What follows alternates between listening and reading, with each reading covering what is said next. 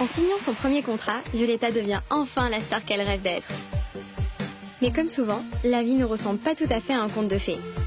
Cette nouvelle pression pèse sur ses épaules. Tout ça, c'est un peu trop pour elle. Violetta doute beaucoup et perd sa voix. Elle ne peut plus chanter. Qu'est-ce qui s'est passé? Complètement perdue, elle ne sait plus à qui se confier.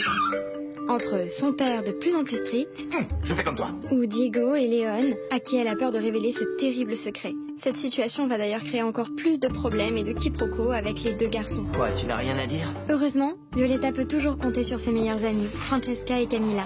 Ne t'affole pas, surtout ne t'affole pas. On va trouver une solution. Quand la voix de Violetta revient enfin, la grosse frayeur est passée. Mais la pression ne baisse pas pour autant, et la joie est de courte durée. D'abord, parce que son père a peur de la laisser retourner chanter après cet incident. Je n'accepterai plus que tu prennes des risques pour ta santé. Et aussi parce que Léon lui révèle que Diego complote avec Ludmilla. Si elle a beaucoup de mal à y croire, elle ne peut s'empêcher de penser en permanence à Léon. Et finit par retourner dans ses bras. Alors que les deux amoureux vont prendre leur temps pour se retrouver, les choses s'accélèrent autour d'eux. Francesca laisse enfin Marco la conquérir.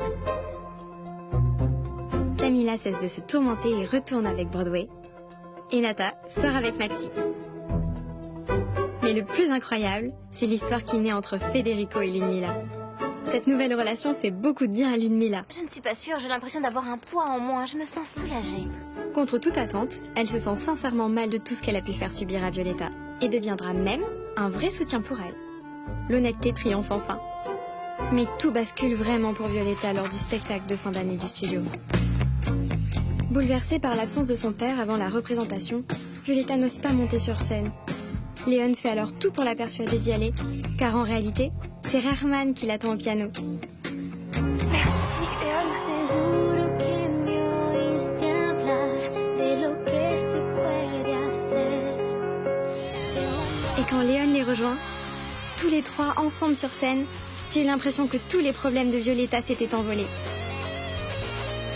L'amour triomphe enfin entre Léon et Violetta. Je me suis alors rappelé cette phrase que Violetta avait dite plus tôt. Le destin n'est pas quelque chose que l'on cherche ou que l'on attend.